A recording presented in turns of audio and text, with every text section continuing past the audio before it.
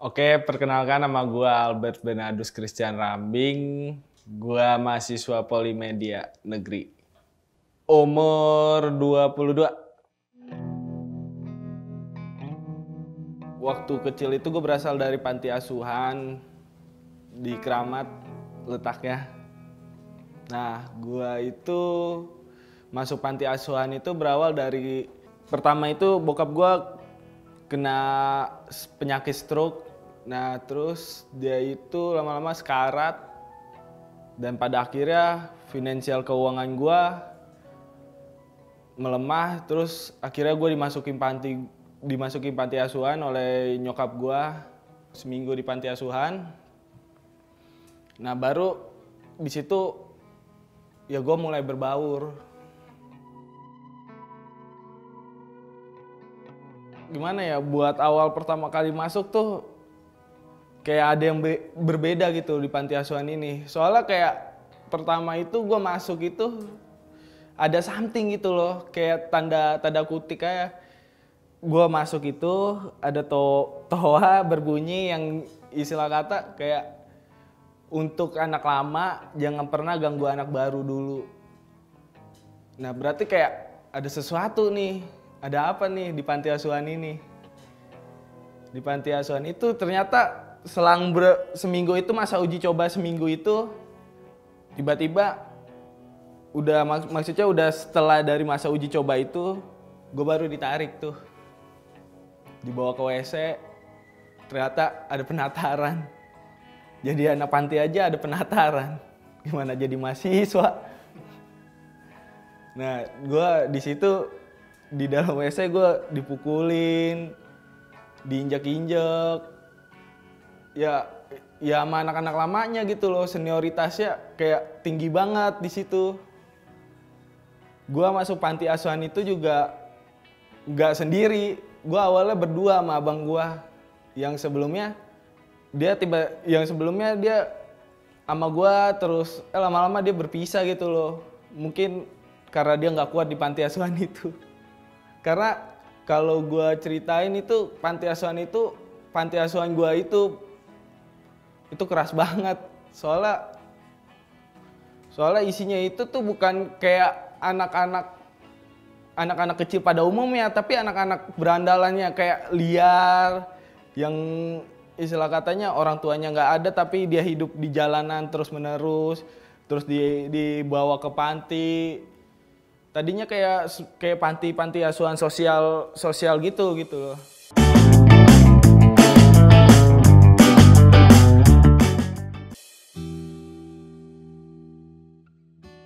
Emak gue tuh jahat banget, kenapa gitu loh. Masukin gua ke panti. Tapi pas ketika gua udah gede, gua udah tahu gitu loh. Kenapa mau gue bisa masukin gua ke panti. Karena dulu itu pas bokap gua sakit stroke itu kayak memakan biaya banget gitu loh. Finansial keuangan dari keluarga gue tuh kayak menurun banget gitu. Nah, makanya emak gue kayak mencoba aja gitu loh buat masukin ke panti asuhan. Dan kayak gue tadinya di panti asuhan itu cuman berdua dimasukin. Gue 3 bersaudara. Dan satu dulu itu adik gue itu masih kecil banget. Jadi dia ngikut emak gue dan gue sama abang gue di panti asuhan. Disuruh survive berdua. Dan pada akhirnya juga abang gue ninggalin gue sendirian.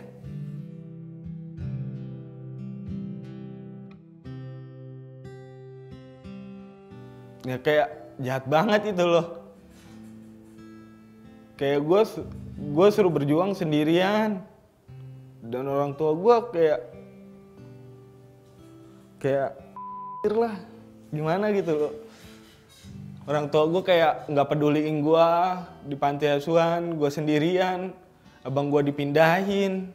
Udah tahu kayak misalnya di panti asuhan gue itu kayak keras banget gitu loh. Kalau misalnya itu gue nggak pernah ya buat nanya kayak gitu. Karena gue udah ngeliat dari kehidupan gue yang sekarang aja, ya susah. Jadi buat apa gitu loh? Gue kayak nanya ke orang tua gue lagi kalau misalnya gue udah tahu kalau kehidupan orang tua gue tuh kayak lagi susah aja gitu.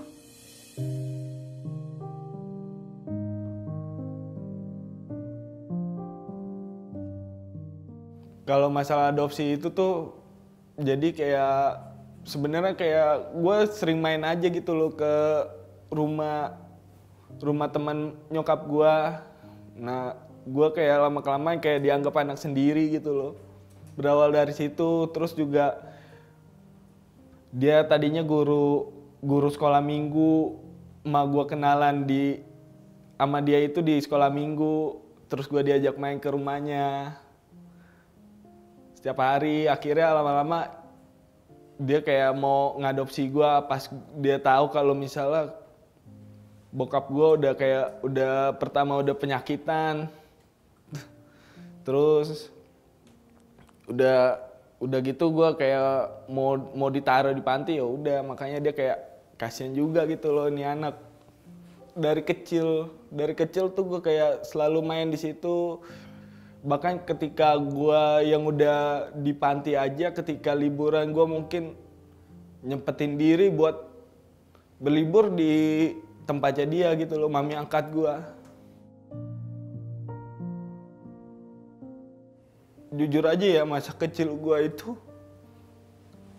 yang seharusnya sama orang tua asli, malah gue kayak menghabiskan waktu masa kecil gue kayak di panti, terus kayak gak sama orang tua kandung gitu loh. Maksudnya kayak sama pengasuh dan sama teman-teman gue yang senasib sama kayak gue, yang kayak mungkin kayak maksud gue kayak gue masih lebih mendingan nih, masih ada orang tua, identitasnya kayak masih lengkap. Ada temen gue yang kayak dia nggak tahu sama bapaknya, bahkan kayak dia kayak menunggu seseorang yang istilah kata kayak mau gitu loh yang mengadopsi dia.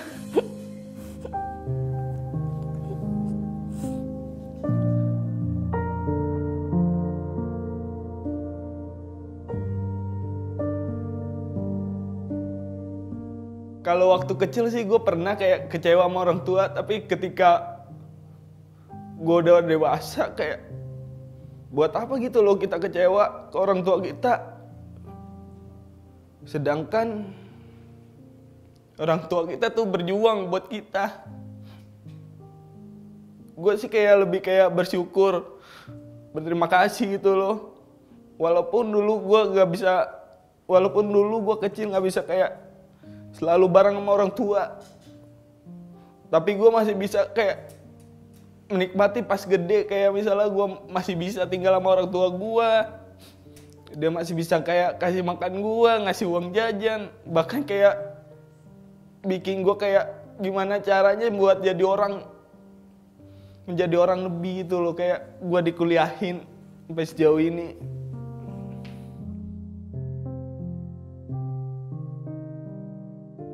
Jadi gimana ya, dari kecil gue di kelas 3, 4, 5, 6 gue selalu kayak mempertanyakan kayak, "Mak, kapan kita kumpul lagi?" Dan di saat kelas 6 pas lulus, akhirnya kayak doa gue terkabul gitu loh. Sama nyokap gue bisa kumpul lagi.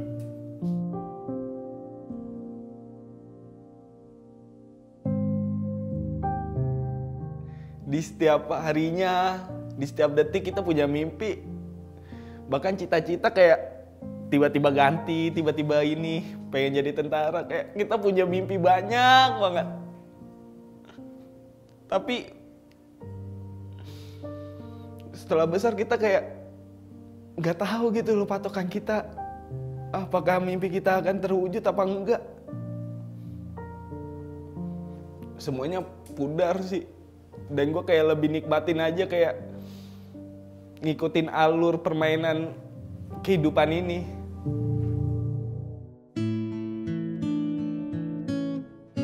sisi positif tinggal di panti asuhan, selain gue tinggal di panti asuhan itu, gue dididik menjadi orang yang lebih keras buat menghadapi dunia ini.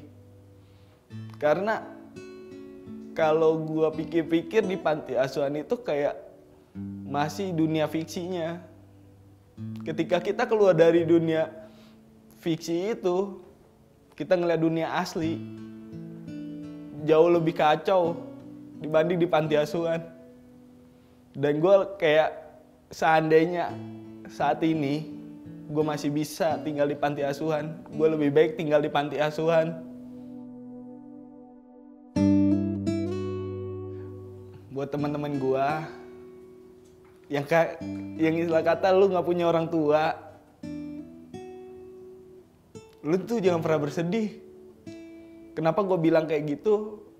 Padahal gue belum ngerasain apa yang lu rasain, tapi menurut pandangan gue ya lu jangan bersedih. Intinya kayak lu masih banyak orang yang bakalan sayang sama lu, walaupun dia kayak bukan, maksudnya kayak walaupun dia bukan orang tua lu atau siapapun, tapi pasti ada orang yang sayang sama lu.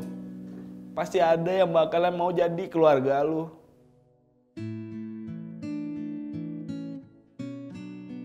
Jujur ya, itu adalah hal yang berat awalnya.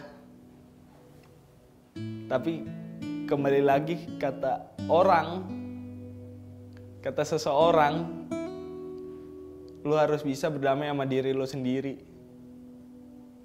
Makanya gue menguatkan diri gue untuk bisa berdamai sama diri gue sendiri. Udah, itu aja.